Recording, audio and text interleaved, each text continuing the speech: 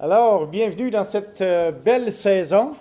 En tant que pasteur de l'Église baptiste évangélique des Laurentides, ceci va être mon dernier message cette année. L'année prochaine, nous reprendrons nos études régulières sur le livre de la Genèse. Mais pour ce matin, nous allons avoir un message de Noël, même si Noël est littéralement passé, mais on continue de penser à Noël. Alors, c'est quoi Noël? Eh bien, à Noël, Dieu veut s'approcher de toi.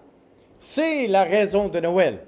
Il y a deux textes que vous pouvez lire dans les Saintes Écritures, Matthieu chapitre 1, Matthieu chapitre 2, ainsi que dans l'Évangile de Luc, chapitre 1er et 2e. Noël n'est pas simplement l'histoire d'une naissance. C'est l'histoire de Dieu qui entre dans l'histoire humaine. Et tout comme il est entré dans l'histoire de l'humanité il y a plus de 2000 ans, il veut entrer dans votre histoire aujourd'hui. Noël, c'est l'histoire de la divinité qui visita la terre de notre monde. C'est l'histoire de l'éternité qui entre dans le temps, de l'histoire du Créateur qui entra dans le monde de sa création. Les évangélistes, Matthieu ainsi que Luc, nous donnent deux portraits de ce miracle de Noël. L'un du point de vue de Joseph, l'autre du point de vue de Marie. Mais ces deux récits des Saintes Écritures, ensemble, ils proclament une seule vérité. Noël est l'histoire de Dieu qui s'approche de l'humanité. Parce qu'à Noël, Dieu révèle sa fidélité. Oui, en effet, c'est à Noël que nous pouvons voir la fidélité de Dieu. Matthieu commence dans son histoire avec un scandale. Nous découvrons que Marie était enceinte avant qu'elle ne fût mariée avec Joseph. La vie de Joseph fut bouleversée. Pourtant, au milieu de la confusion et de la peur, Dieu parle. Dans le milieu de la confusion ou de la peur, c'est à ce moment que Dieu dit « N'aie pas peur, ce qui est conçu en elle vient du Saint-Esprit. » Aussi, Dieu dit « Ils appelleront son nom Emmanuel », ce qui signifie « Dieu avec nous ».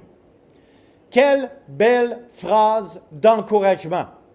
Au milieu de la confusion, au milieu de la peur, d'entendre le nom de Jésus, Dieu avec nous. Noël commence dans l'incertitude, mais Dieu accueille Joseph avec assurance. Nous voyons Dieu accomplir ce qu'il avait promis des siècles plus tôt à travers le prophète Ésaïe. Certaines vérités méritent des applications suivantes. Noël nous rappelle que Dieu tient ses promesses même lorsque les circonstances semblent les contredire. Quand la vie est confuse, quand les plans s'effondrent, quand l'avenir semble incertain, Dieu reste fidèle et au contrôle. Il est Emmanuel, il est Dieu avec nous, autant dans nos temps de confusion que dans nos temps de réjouissance. Non seulement Noël nous montre la fidélité de Dieu, mais Noël révèle également l'humilité de Dieu. Luc nous amène du palais royal et une ville bondée à une écurie empruntée. Le Fils éternel de Dieu entre dans le monde non pas dans un palais, mais dans l'environnement le plus humble imaginable. C'est dans le texte des Saintes Écritures que nous lisons ceci. Marie donna naissance à son fils aîné et le déposa dans une crèche parce qu'il n'y avait pas de place pour eux dans l'auberge. Pas de place, aucun réconfort, aucun honneur pour le roi des rois et le Seigneur des seigneurs. Celui qui a fait exister toutes les galaxies ne peut maintenant pas trouver de place pendant l'agonie de l'enfantement. ni un endroit où poser sa tête le premier jour de sa visite parmi l'humanité. Oh, quelle belle application pour nous! Noël renverse nos valeurs. Dieu choisit l'humilité plutôt que l'honneur. Il choisit la simplicité plutôt que le statut social. Il choisit une crèche plutôt qu'un château. Si Dieu embrasse l'humilité dans sa visite de l'humanité, comment pouvons-nous nous accrocher à rester orgueilleux? Noël nous appelle à une vie façonnée non pas par la recherche d'un sens du plaisir personnel, mais par la soumission, le service et le salut pour nos âmes. Alors oui, à Noël, nous voyons l'humilité de Dieu. Nous voyons aussi sa fidélité, mais également Noël nous montre le cœur de Dieu. Le cœur de Dieu pour les humbles de cœur. La première annonce de la naissance de Jésus n'est pas venue aux rois, aux prêtres ou aux érudits, mais sa première annonce est venue aux bergers, des étrangers peu instruits, socialement insignifiants, vivant comme marginaux de la société. Si vous vivez dans la marge de la société, la bonne nouvelle de Noël, c'est pour vous. Et c'est pour cette raison que les saints textes disent ceci lorsqu'ils parlaient aux bergers. « Ne craignez point, car je vous annonce une bonne nouvelle qui sera pour tout le monde le sujet d'une grande réjouissance. » La bonne nouvelle, c'est pour tous, mais surtout pour ceux qui vivent dans la marge de la société. Le chœur angélique résonne dans le ciel nocturne, non pas pour les privilégiés, mais pour les oubliés. Oh, quelle belle application! Dieu voit ce qui est négligé. Il honore les plus humbles. Il accueille les cœurs brisés. Noël n'est pas pour les gens qui pensent avoir été sages toute l'année, ou ceux qui sont fièrement importants. C'est pour ceux qui sont fatigués, c'est pour les coupables, c'est pour ceux qui sont seuls, c'est pour les oubliés. Et comme les bergers, quand nous rencontrons le Christ, nous ne pouvons pas le garder pour nous seulement. Mais Noël révèle également le triomphe de Dieu. Le triomphe de Dieu sur les ténèbres.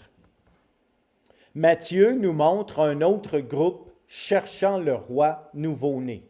Les rois mages, venus de l'Est. Leur voyage était long, leur voyage était peu pratique, mais certainement coûteux.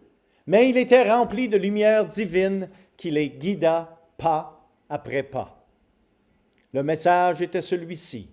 Nous avons vu son étoile quand elle s'est levée et nous sommes venus l'adorer. As-tu vu sa lumière dans ton cœur? Êtes-vous venus pour l'adorer comme les bergers et les mages? En revanche, le roi Hérode a réagi par la peur et par la violence. Même à sa naissance, Jésus a dû affronter les puissances de ténèbres. Quelle belle application nous avons ici. Noël n'est pas sentimental, c'est une guerre spirituelle. La lumière brille dans l'obscurité et l'obscurité ne peut la vaincre. Le Christ ne vient pas pour nous inspirer, mais il vient pour nous sauver. Non seulement pour nous réconforter, mais aussi pour vaincre le péché, la peur et la mort. Noël révèle dernièrement l'invitation de Dieu. Quand le ciel s'ouvre avec l'annonce d'une bonne nouvelle, une invitation est donnée et un choix est exigé. Luc, chapitre 2, verset 11, dit clairement ceci. « Il vous est né un sauveur. » Pas simplement un sauveur est né, pas seulement un sauveur est né à Bethléem, mais il vous est né un sauveur. Noël est certainement universel, mais c'est aussi profondément personnel.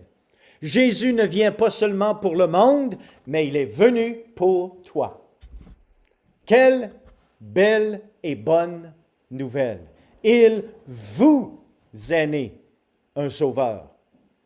Oui, aux fatigués, Noël, le Christ, le Messie apporte le repos. Aux pécheurs, il apporte le pardon. Aux craintifs, il apporte la paix. Aux brisés, il apporte la guérison. Aux perdus, il apporte le salut. Dieu veut s'approcher de vous ce Noël. L'inviteras-tu à entrer dans ta vie ou n'y aurait-il pas de place dans l'auberge de ton cœur? Noël, c'est Dieu qui s'est approché de vous pour que vous puissiez vous approcher de lui. Dans la crainte de Joseph, Dieu s'approcha avec fidélité et réassurance dans le doute. Dans la pauvreté de Marie, Dieu s'approcha avec humilité et provision pour ses besoins. Dans l'obscurité des bergers, Dieu s'approcha avec grâce et illumina leur cœur. Dans l'obscurité de l'humanité, Dieu s'approcha de vous en vous offrant le salut éternel. Noël célèbre non seulement un enfant dans une crèche, mais aussi un sauveur sur une croix. Alors, la question est simple ce matin. Allez-vous vous approcher de Dieu qui s'est déjà approché de vous?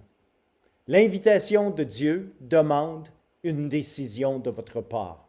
Dieu s'est déjà approché de l'humanité pour que nous puissions nous approcher de lui. C'est la grâce de Dieu qui a été manifestée à Noël.